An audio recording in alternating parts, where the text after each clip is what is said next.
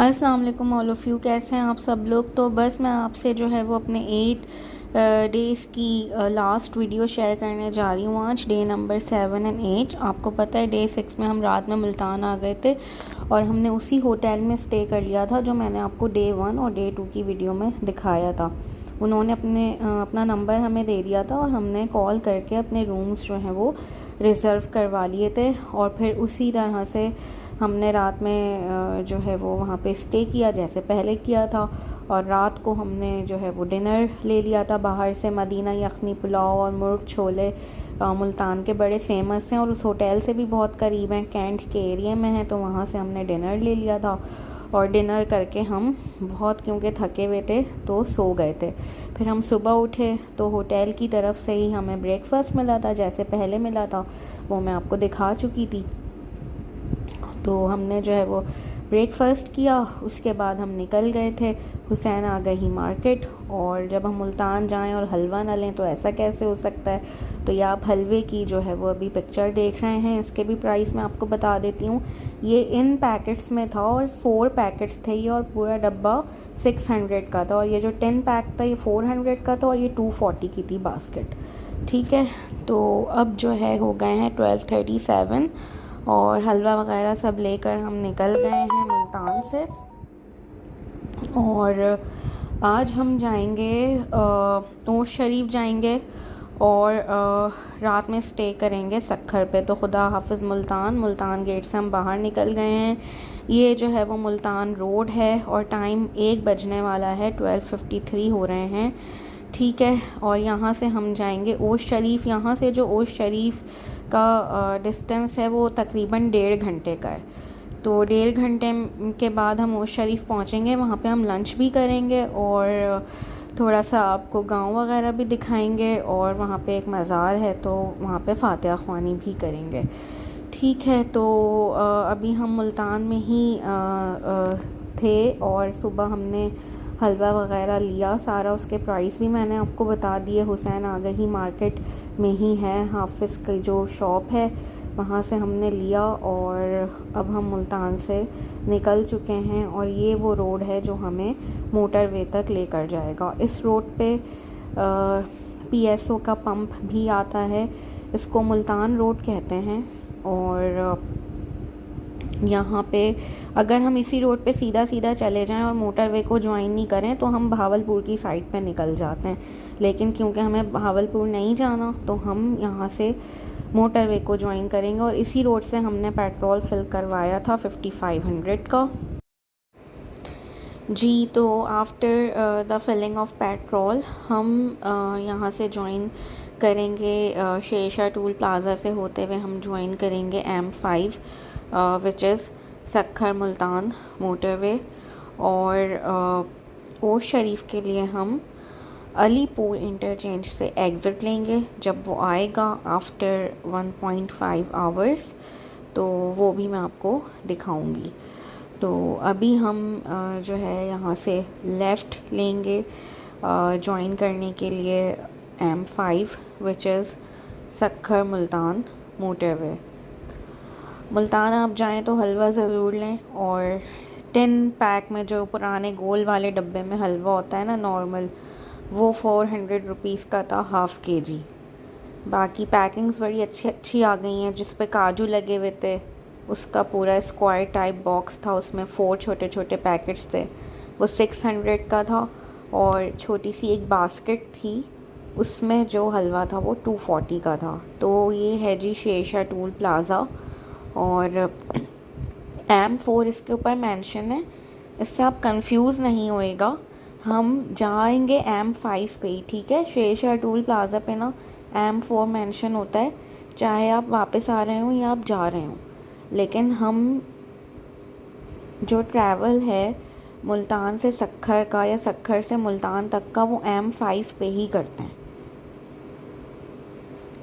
और ये हमने जो है वो क्रॉस किया है। अच्छा, इस वाले मोटरवे पे ना M5 पे कहीं भी M टैग नहीं चलता, तो आपको जो है वो पे ही करना पड़ता है। अब इन्होंने यहाँ से हमें पर्ची दी है जो हमें देनी होगी, जिस इंटरचेंज पे भी हम उतरेंगे ना, वहाँ पे हमें ये पर्ची देनी होगी। और अगर हम किसी इंटरचेंज से एग्ज़िट नहीं लेंगे तो फिर ऑफ कोर्स सक्खर पे जो रोहड़ी टूल प्लाज़ा है वहाँ पे हमें ये पर्ची देनी होगी। ठीक है, तो ये पूरा जो है वो आप देख सकते हैं सुबह सुबह के सीन्स। सुबह तो नहीं है, खैर कराची वालों की सुबह छुट्टी वाले दिन इसी टाइम पे होती है, लेकिन 1 बज चुका था जब हम इस मोटरवे पे थे। तो आप ये समझें कि ये डे टाइम के मनाजिर आप देख रहे हैं। ठीक है जी, तो आप भी सफ़र एंजॉय करते जाइए। इस मोटरवे की डिटेल मैं आपको बता चुकी हूँ कि यहाँ पे जो है वो बड़े अच्छे अच्छे सर्विस और रेस्ट एरियाज़ हैं। और पहले जब ये स्टार्ट हुआ था तो पेट्रोल पंप्स नहीं थे, लेकिन अब काफ़ी सारे सर्विस एरियाज़ पे भी पेट्रोल आपको मिल जाता है। सो आपको एग्ज़िट लेके पेट्रोल फिलिंग की एज सच ज़रूरत नहीं पड़ती। फिर भी for being on the safe side, आप जब भी किसी मोटरवे पे आएँ तो कोशिश करें कि सिटी से ही पेट्रोल फिलिंग करवा लें। आपको स्पेशली जो है वो पेट्रोल फिल करवाने के लिए ना रुकना पड़े मोटरवेज़ पे। ठीक है, तो आप भी सफ़र एंजॉय करें और स्टे विद अस। और अब मुलाकात होती है आपसे ओश शरीफ पहुँच के।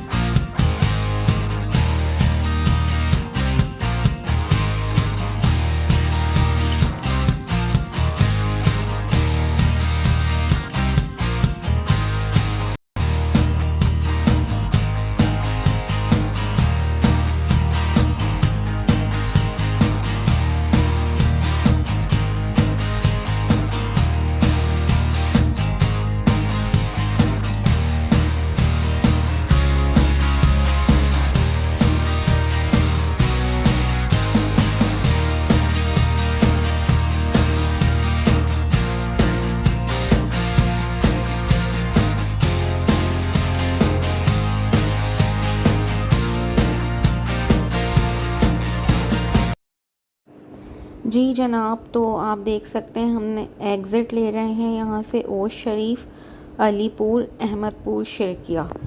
ठीक है, तीनों सिटीज़ यहाँ से आती हैं, लेकिन आपको ओश शरीफ और अलीपुर जहाँ पे मेंशन हो ना, वहाँ से आपको एग्ज़िट लेना है। यानी कि आपको M5 सक्खर मुल्तान मोटरवे छोड़ देना है। ठीक है, तो हम आ गए हैं जी ओश शरीफ टोल प्लाज़ा पे, जैसे कि आप देख सकते हैं। और यहाँ पे जो हमने टोल पे किया था वो मैं आपको बता देती हूँ। 180 हमने यहाँ पे टोल पे किया था और तकरीबन 2 बजे हम पहुँच गए थे। यहाँ से हमने लिया है लेफ़्ट, क्योंकि हमें जाना है मज़ार। राइट साइड ओश शरीफ की तरफ जाता है रोड, और लेफ़्ट साइड जो है वो अलीपुर की तरफ जाता है। सीधे हाथ पे एक नहर चल रही होती है साथ साथ। तो जैसे ही आपको कट नज़र आएगा, आप उस नहर को क्रॉस करके सीधा चले जाएंगे। ये नहर है और ये कट था, और यहाँ से हमने कट लिया और इस नहर को क्रॉस करके हम बिल्कुल स्ट्रेट जो रोड जा रहा है इस पे चले जाएंगे। थोड़ा ही आगे जाके आपको आर्मी की एक चेक पोस्ट भी नज़र आती है इसी रोड पे, और उसको भी हम क्रॉस करके बिल्कुल स्ट्रेट चले जाएंगे। और वैसे ये रोड जब हम समर्स में आए थे तो बहुत अच्छी कंडीशन में था, लेकिन अभी यहाँ पे कंस्ट्रक्शन वर्क हो रहा था तो इसकी कंडीशन इतनी अच्छी नहीं थी। वैसे समर्स में यहाँ पे आर्मी की जो चेक पोस्ट आपको सामने नज़र आ रही है, इसको क्रॉस करने के बाद बड़े बागात हैं आपको अपने राइट हैंड साइड पे नज़र आ रहे हैं। और यहाँ पे मैंगोज़ के जो है वो ट्रीज़ हैं सारे। और जब समर में यहाँ पे आम लगे हुए होते हैं ना, तो बड़ा ही हसीन मंज़र पेश कर रहे होते हैं ये सारे बागात। तो यहाँ अगर इन बागात का आपको विज़िट करना हो तो यहाँ के जो रिहायशी लोग हैं उनसे आप बोलेंगे तो वो आपको यहाँ का विज़िट भी करवा देते हैं। लास्ट टाइम भी समर्स में जब हम लोग आए थे तो हमने मैंगो गार्डन का विज़िट किया था। आम हमने ख़रीदे भी थे और हमने ख़ुद दरख्त से तोड़ के खाए भी थे, तो हमें बड़ा अच्छा फ़ील हुआ था यहाँ के ना। तो लेकिन अभी ये जो सीज़न था इसमें तो कोई फ्रूट नहीं लगा हुआ था। बस आपको जो है वो स्ट्रेट इसी रोड पे चलते चले जाना है मज़ार शरीफ के लिए। और जब आप थोड़ा सा ट्रैवल कर लेंगे इस रोड पे फॉर अबाउट 3 मिनट्स, तो आपको जो है सामने ही मज़ार शरीफ नज़र आ जाएगा। और यहाँ पे मल्टीपल मज़ार्स हैं, आप जैसे देख सकते हैं सामने आपको एक गुंबद सा नज़र आ रहा है, ये भी एक मज़ार है, इसके बैक साइड पे भी एक मज़ार है। क्योंकि रोड कंडीशन बहुत ख़राब थी, मज़ार वाला जो रोड था वो भी काफ़ी ख़राब था, क्योंकि बेसिकली वहाँ पे कंस्ट्रक्शन हो रही थी। तो इस दफ़ा हम मज़ार के अंदर तो नहीं गए थे, हम पहले वैसे जा चुके थे। हमने बाहर से ही जो है वो फातिहा ख़वानी कर ली थी। आप देख रहे हैं कि यहाँ पे ये मशीन वगैरह भी खड़ी हुई है। और ये जो सामने आपको गुंबद नज़र आ रहा है, ये भी यहाँ पे जो है वो मज़ार है। और यहाँ पे जो बहुत फेमस मज़ार है ना ओश शरीफ का, वो है हज़रत जलालुद्दीन का, जिसके लिए अब जब ये गुंबद आपको नज़र आ गया तो आपको यहाँ से राइट साइड पे जो है वो टर्न करना होगा हज़रत शेरशाह जलालुद्दीन हैदर के मज़ार पे जाने के लिए। राइट साइड पे आपको यहाँ से टर्न करना होगा। जैसे हमने राइट साइड पे जो है वो टर्न ले लिया है, और फिर इसके बाद जो लेफ़्ट आएगा ना, जब भी हम राइट साइड वाले रोड पे ही ट्रैवल कर रहे हैं, और इसके बाद जो फर्स्ट लेफ़्ट आएगा ना, आप उस पर टर्न हो जाएंगे तो आप मज़ार शरीफ तक पहुँच जाएंगे। ठीक है, तो ये है रास्ता मज़ार शरीफ का। और हमने बाहर से ही फातिहा ख़वानी कर ली थी, और फिर हम जो है वो इस एरिए से उसी कैनाल वाले रास्ते के थ्रू बाहर आ गए थे। और ये रोड साइड ढाबा था, हमें भूख बहुत लगी हुई थी और लंच टाइम भी हो रहा था, तो हमने यहाँ पे लंच कर लिया था। तो ये मैंने कहा आपको दिखा दूँ ढाबे के खाने, आलू पालक एंड दिस इज़ दाल। और इनके पास जो है वो चिकन का भी आइटम था, और इनका खाना अच्छा टेस्टी था माशाअल्लाह होटल। और ये रायता भी इनका बहुत अच्छा था, सैलड भी अच्छी थी, इनकी दाल बहुत मज़े की थी, वेजिटेबल भी अच्छी थी।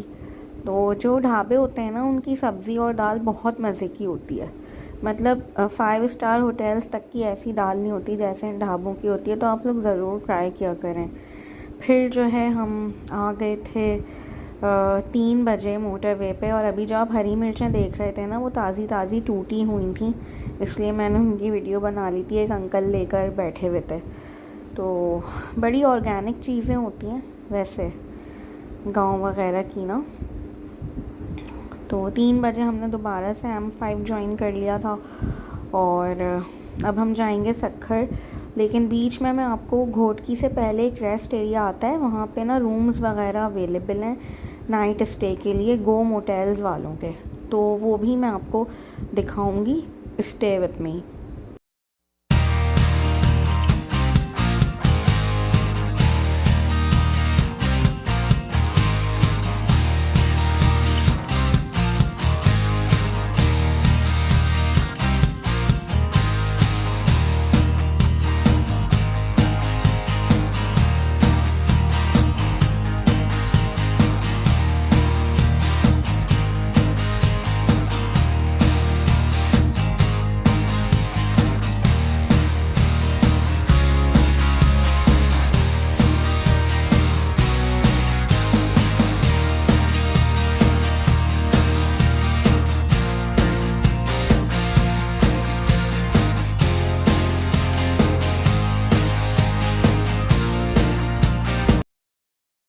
अच्छा जी, तो अब वो रेस्ट एरिया आने वाला है जिसकी मैं बात कर रही थी। ये देखें, ये घोटकी से पहले है जब हम जा रहे होते हैं फ्रॉम मुल्तान टू सक्खर, ठीक है। और ये गो मोटेल है, यहाँ पे रूम्स वगैरह अवेलेबल थे नाइट स्टे के लिए। जैसे अगर आपका दिल नहीं चाह रहा हो ना आगे ट्रैवल करने का, और आप इंटरचेंज से जो है वो नीचे भी नहीं उतरना चाह रहे हो सिटी में जाने के लिए, तो आप इन रूम्स में रात को स्टे कर सकते हैं। ये देखें, ये वॉशरूम था, और ये जो है वो डबल बेड था, और इसके साथ ही एक आप समझ लें सब रूम था जैसे ये वाला है, ठीक है। यहाँ पे मैट्रेस डाला हुआ था एक, और ये कह रहे थे और मैट्रेस भी दे देंगे, और यहाँ पे एसी भी लगा हुआ था। और इस रूम का जो रेंट है इन्होंने 4500 बताया था, जो कि आप कम भी करवा सकते हैं बातचीत करके। बाकी ये जो है वो एंट्रेंस वगैरह थी और सामने इनका रिसेप्शन था। लेकिन मुझे ये जगह ज़्यादा सेफ़ नहीं लगी फैमिली के लिए, क्योंकि बहुत ज़्यादा सन्नाटा था और किसी फैमिली ने यहाँ पे स्टे भी नहीं किया हुआ था। और ये जैसे लड़के वगैरह आते हैं ना फ्रेंड्स के साथ आप आएँ और आगे ट्रैवल करने का नहीं दिल चाह रहा हो तो आप यहाँ पे स्टे कर लें, उनके लिए मुझे ये जगह ज़्यादा सही लगी। बाकी गार्ड वगैरह तो उनका बैठा हुआ था सामने। और लेकिन वैसे आप देख सकते हैं काफ़ी जो है वो डे टाइम में भी यहाँ पे सन्नाटा है। और ये है गो मोटेल, इनके रूम्स थे ये। और यहाँ पे गो वालों का पेट्रोल पंप भी था, गो वालों का ढाबा भी था, सारी चीज़ें यहाँ पे गो कंपनी की थी।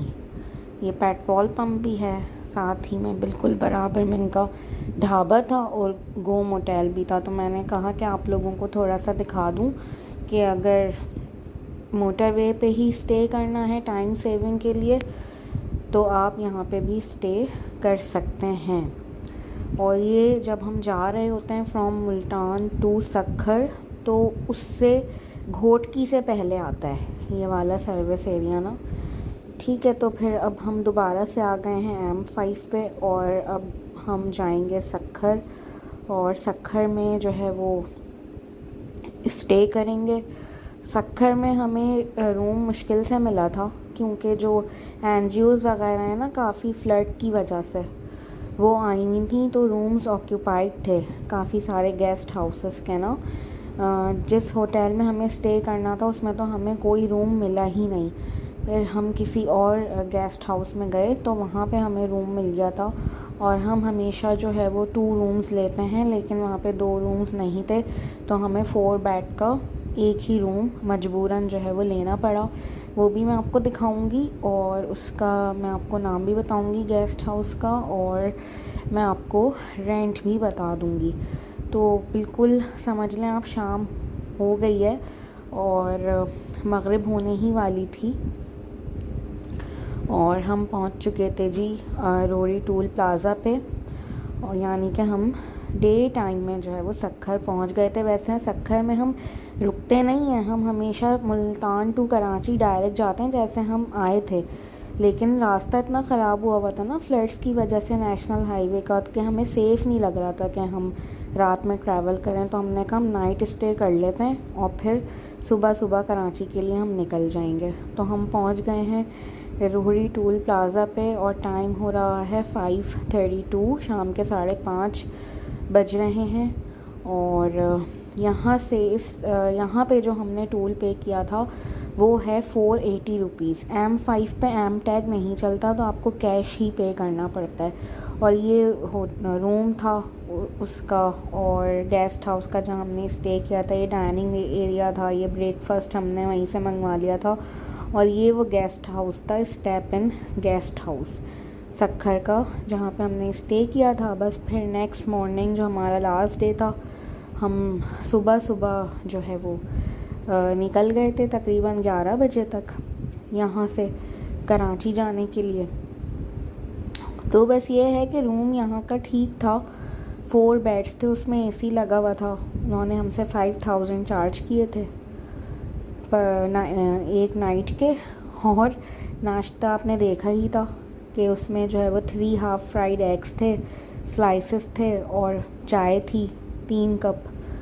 उसके जो है वो उन्होंने हमसे 900 रुपीज़ लिए थे ब्रेकफास्ट के, जो कि मुझे बहुत ज़्यादा लगे, क्योंकि इतना एक्सपेंसिव कोई ऐसा ख़ास ब्रेकफास्ट था नहीं। कोई उसमें हलवा पूरियाँ नहीं थी, अंडे पराठे नहीं थे, सिर्फ 3 हाफ़ फ्राइड एग्स थे और कुछ स्लाइसेस थे, और जो है वो चाय थी, और एक जैम की बोतल थी। और ये था स्टेप इन गेस्ट हाउस। इसको हमने गुड बाय कहा है तकरीबन 11:15 बजे, 10:40 पे। ठीक है जी, तो अब हम आ गए हैं नेशनल हाईवे पे, और यहाँ से हमने जो है वो PSO के पंप से ही पेट्रोल फिल करवाया था, जो मैं आपको बता देती हूँ कि हमने कितने का पेट्रोल फिल करवाया था। 9,000 रुपीज़ का हमने नेशनल हाईवे से ही, जब हम सक्खर से निकले थे ना, तो बिल्कुल कॉर्नर पे ही एक पेट्रोल पंप था PSO का, तो वहाँ से हमने 9,000 रुपीज़ का टैंक अपना फुल करवा लिया था। अच्छा जी, एक बात मैं आपको बताना भूल गई कि जब भी हम सक्खर में एंटर हो रहे होते हैं ना, तो हमें वहाँ पे भी टूल पे करना पड़ता है 30 रुपीज़, जो हमने कल सक्खर में एंटर होते हुए भी पे किया था और आज जो है वो हमने बाहर आते हुए भी वहाँ पे 30 रुपीज़ जो है वो पे किए थे। ठीक है, और आप ये रोड कंडीशन देख सकते हैं और ये फ्लड वाटर आप देख सकते हैं कि जब हम जा रहे थे ये जब भी था, जब हम वापस आ रहे थे डे 8 को ये तब भी था।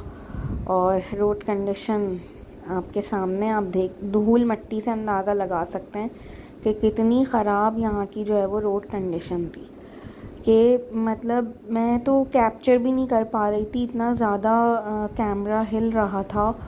और बहुत यहाँ पे आप समझ लें जो गाड़ी है ना वो 10 किलोमीटर्स पर आवर की स्पीड पे चल रही थी। और आप ये देखें, कंडियारों का टोल प्लाज़ा है ये, आप इस टोल प्लाज़ा की हालत देखें क्या हो रही है। और आपको पता है कि हर टूल पे जो है वो 30 रुपीज़ हमें पे करने होते हैं। जो ये छोटी छोटी चुंगियाँ आती हैं ना, जब भी हम कराची से आ रहे होते हैं सक्खर, तो हमें एक तो M9 मोटरवे पे 320 रुपीज़ उन्होंने अब कर दिए हैं, टूल टैक्स वो देना होता है। बाकी जो ये छोटी छोटी चुंगियाँ आ रही होती हैं ना, इनके सबके 30 रुपीज़ में ला के 150 हो जाते हैं। तो आते हुए भी देने होते हैं और जाते हुए भी 150 इसी तरह देने होते हैं। बाकी हम मोरो पे रुक गए थे और ये अली बाबा होटल एंड रेस्टोरेंट है मोरो पे ना, तो जब भी हमें सिंध में लंच करना होता है तो ये हमें ज़रा बेटर लगता है। मेन नेशनल हाईवे पर ही है, बिल्कुल मेन मोरो पे, तो हम वहाँ पे रुक जाते हैं लंच वगैरह के लिए। ये इनका सारा मेन्यू है और खाना इनका अच्छा था टेस्ट में ना, as compare to other restaurants in Sindh. Moro, इनका जो खाना है वो अच्छा था, टेस्ट में अच्छा होता है इनका खाना, तो हम यहाँ पे रुक जाते हैं। तो उस दिन भी हमने यहीं पर ही लंच कर लिया था। बाकी इनके पास भी जो है वो रूम्स वगैरह होते हैं नाइट स्टे के लिए, तो अगर आप मोरो में नाइट स्टे करना चाहते हैं तो आप ये वाला ऑप्शन भी है आपके पास कि आप इनके पास भी, अली बाबा वालों के पास स्टे कर सकते हैं। और अब मुझे नहीं पता रोड कंडीशन कैसी है, लेकिन जब हम वापस आ रहे थे, ओ माय गॉड, इतनी मुश्किल से हम रोते धोते मोरो पहुँचे हैं कि आप लोगों की सोच होगी बस। और ये हमारा लंच था और ये है जी बाहर से इसका view, Ali Baba hotel and restaurant. बस होटल की जो स्पेलिंग थी ना, उससे मेरी दिमाग की रगें हिल गई देख के लेकिन चलें कोई बात नहीं, मिस्टेक हो जाती है। अच्छा जी, तो अब हम पहुंच चुके हैं मोरो टूल प्लाज़ा पे। ये जो मैंने आपको दिखाया था ना अली बाबा होटल एंड रेस्टोरेंट, ये जब हम सक्खर से कराची आ रहे होते हैं तो मोरो टूल प्लाज़ा से बिल्कुल पहले ही है, लेफ़्ट हैंड साइड पे ना। तो अच्छा होता है इनका खाना, अगर आप लोग जाना चाहें तो जाइएगा।